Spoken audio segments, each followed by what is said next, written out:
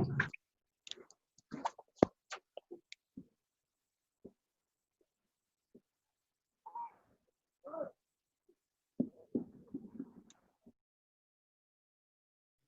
तो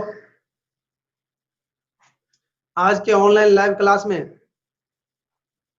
आप सबों का स्वागत है। जैसा कि मालूम ही है कि आप लोगों को पिछले क्लास में हमने इकोनॉमिक्स का जो पहला इकाई है उसके कुछ भाग को पढ़ाए थे और आज शेष भाग पढ़ाएंगे। लास्ट पॉइंट जो हम पढ़ाए थे उसका नाम था अर्थव्यवस्था की संरचना या ढांचा। इस पर हमने चर्चा भी किए थे और हमने बताए थे कि अर्थव्यवस्था की संरचना या ढांचा का मतलब सभी आर्थिक क्रियाओं के समूह से है, योग से है। और हमने अर्थव्यवस्था की जो संरचना है उसके अंदर जितनी आर्थिक क्रियाएं संपादित होती है उन क्रियाओं को मोटे तौर पर पिछले क्लास में मैंने 3 भागों में बांटे थे। एक में प्राथमिक क्षेत्र, दूसरा में द्वितीयक क्षेत्र, तीसरा में तृतीयक क्षेत्र। और इन तीनों का आज के क्लास में डिटेल होगा। तो चलिए प्राथमिक क्षेत्र देके आप लोग डैश दीजिए।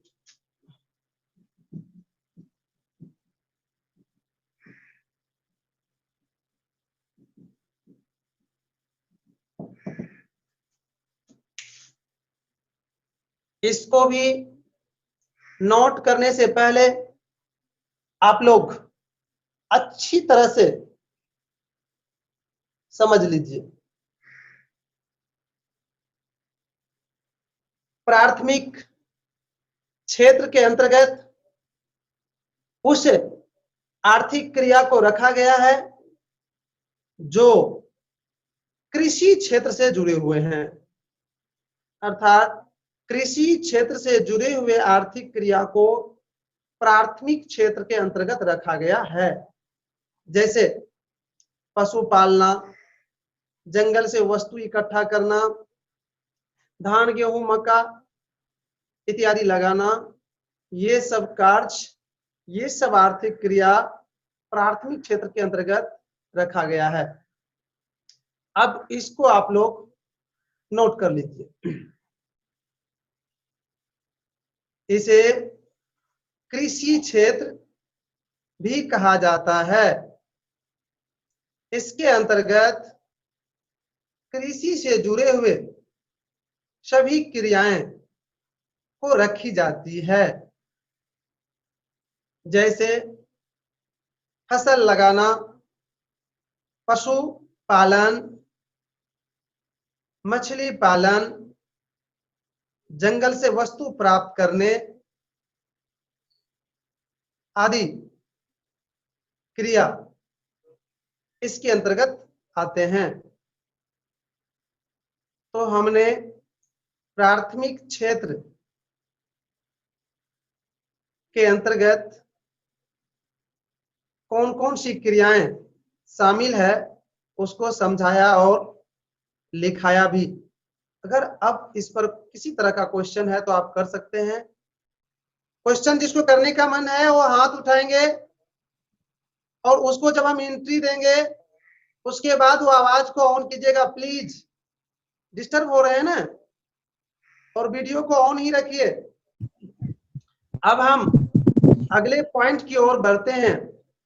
अब अगला पॉइंट है आपका द्वितीयक क्षेत्र।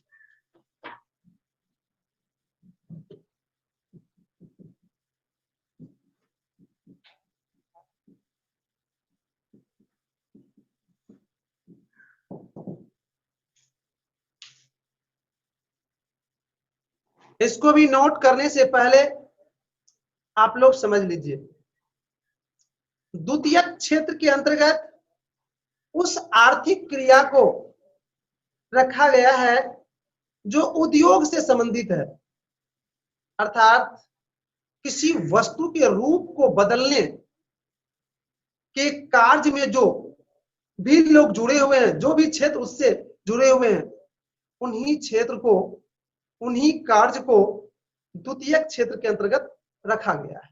बिल्कुल सिंपल है, इसलिए इसे औद्योगिक क्षेत्र भी कहा जाता है। अब इसको आप लोग नोट कर लीजिए,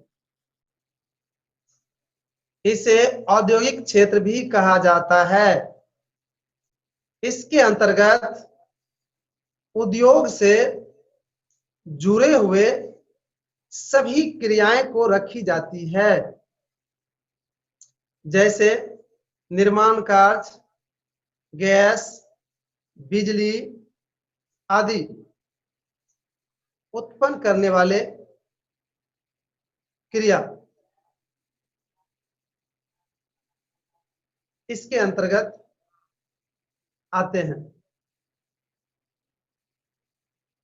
इस तरह से आपने द्वितीयक क्षेत्र के अंतर्गत जिस आर्थिक क्रिया को रखा गया है या रखा जा सकता है, उसके संबंध में आपने जानकारी प्राप्त किए। अब हम अगले पॉइंट की ओर बढ़ते हैं। अगला पॉइंट है तृतीयक क्षेत्र।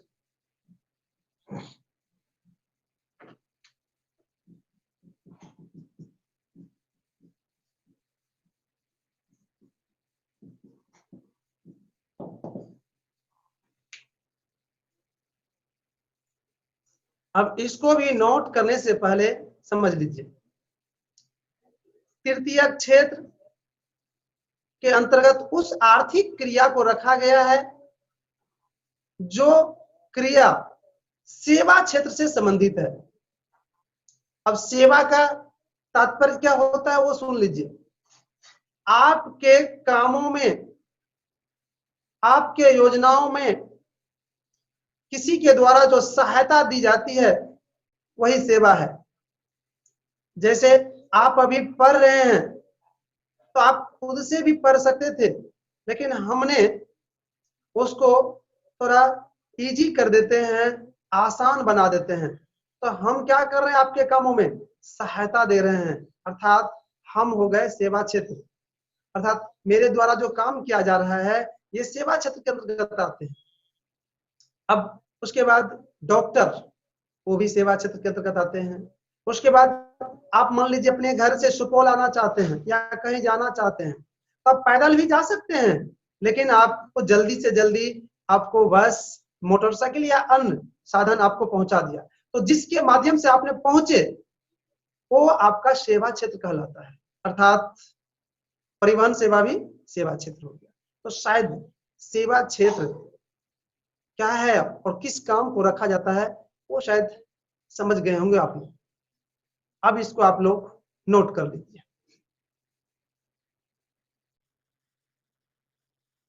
इसे सेवा क्षेत्र भी कहा जाता है। इसके अंतर्गत सेवा क्षेत्र से जुड़े हुए सभी आर्थिक क्रियाएं को रखी जाती है, जैसे परिवहन, संचार, बैंक, बीमा, स्वास्थ्य आदि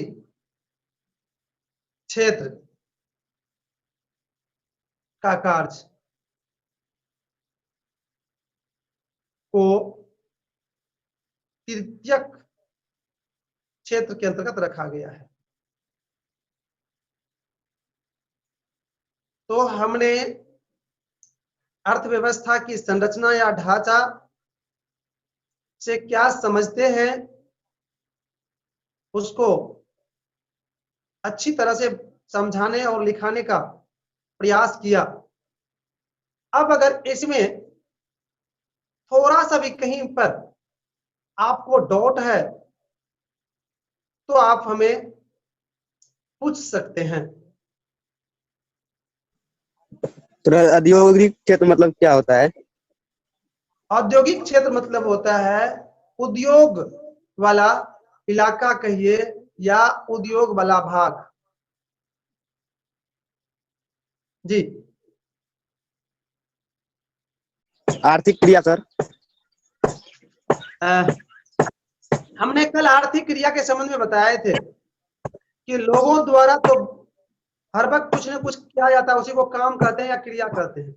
लेकिन वैसी क्रिया या वैसी काम जिसको करने के बाद रुपया, पैसा या पुरस्कार मिलता है, उसको कहते हैं आर्थिक जी सर। क्रिया या काम। जैसे कि अभी हम जो आपसे बात कर रहे हैं, ये आर्थिक क्रिया हो गया, क्योंकि इस बात करने के बदले हमें आप रुपया दे रहे हैं। अगला पॉइंट है आपका अर्थव्यवस्था का विकास।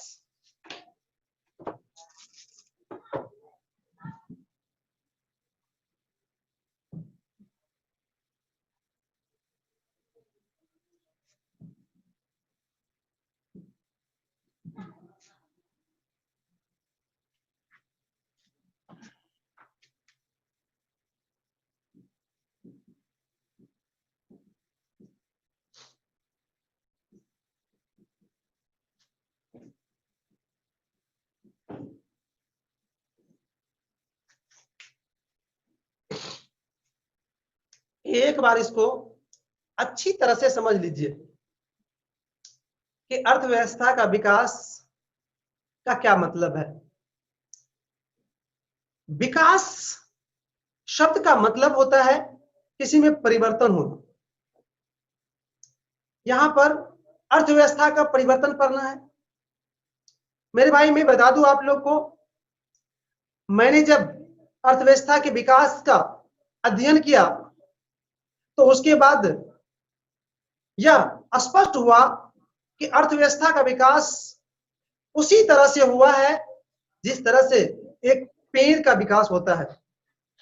एक पेड़ जिस तरह से नवोदित होते हैं, फिर बड़े होते हैं, फिर उसमें डाली होती है, फिर फल लगते हैं, फिर पत्ते हैं, ठीक उसी तरह से अर्थव्यवस्था का विकास एकाएक नहीं हुआ है, बल्कि धीरे धीरे वर्तमान रूप में पहुंच पाया है। अर्थात हम सीधा कह दें कि अर्थव्यवस्था के विकास की इतिहास छोटी नहीं है, काफी लंबी इतिहास है इसका। और इन लंबी इतिहास को आपके सामने जब रखेंगे तो आपको या तो बोरिंग बुझाएगा या फिर उसमें से अधिक चीज को समझना थोड़ा मुश्किल हो जाएगा। इसलिए अर्थशास्त्रियों ने आपके सुविधा के लिए अर्थव्यवस्था का जो विकास की जो इतिहास है उसको दो चरण में बांट दिया है। एक का नाम रखा है मौद्रिक विकास और दूसरा का नाम रखा है आर्थिक विकास। मौद्रिक विकास और आर्थिक विकास दोनों को बताएंगे भी, अभी हम लिखाएंगे भी। तो आर्थिक विकास के अंतर्गत अर्थव्यवस्था के उस इतिहास को रखा गया है जिसमें मुद्रा का उपयोग नहीं होता था, मतलब रुपया पैसा का उपयोग नहीं होता था, और उसके अंतर्गत एक लंबे समय के बाद अर्थव्यवस्था में परिवर्तन होता था। और मौद्रिक विकास के अंतर्गत अर्थव्यवस्था के विकास के उस हिस्सा को रखा गया है जिसमें रुपया पैसा का उपयोग होता है। जैसे वर्तमान का जो अर्थव्यवस्था है ये आ गया मौद्रिक विकास में, इसमें रुपया पैसा का उपयोग होता है। साथ ही अर्थव्यवस्था का जो रूप होता है वो बहुत ही कम समय में परिवर्तन हो जाता है। देखते हैं ना, पिछले साल कुछ था अर्थव्यवस्था का रूप, इस बार कुछ हो जाता है। तो ये मौद्रिक विकास में है। शायद हमने इसको समझाने का जो प्रयास किया अर्थव्यवस्था के विकास के इतिहास को, शायद आप लोग समझ गए होंगे। और अगर इस पर किसी तरह का डाउट होगा तो इसको लिखाने के तुरंत बाद हम आपके डाउट को क्लियर कर लेंगे। थोड़ा इसको अब नोट भी कर लीजिए। अर्थव्यवस्था के विकास का एक लंबा इतिहास है। अर्थव्यवस्था का विकास धीरे धीरे एक पौधे के विकास की तरफ होता है। वर्तमान अर्थव्यवस्था का रूप आदिकालीन अर्थव्यवस्था का बदला हुआ रूप है। भारतीय अर्थव्यवस्था के विकास का इतिहास दो चरणों में बटा हुआ है, एक आर्थिक विकास, दूसरा मौद्रिक विकास। तो इस तरह से हमने अर्थव्यवस्था के विकास को बहुत ही कम समय में समझाने का और लिखाने का प्रयास किया। अब समय समाप्त हो रहा है, आज का क्लास यहीं तक।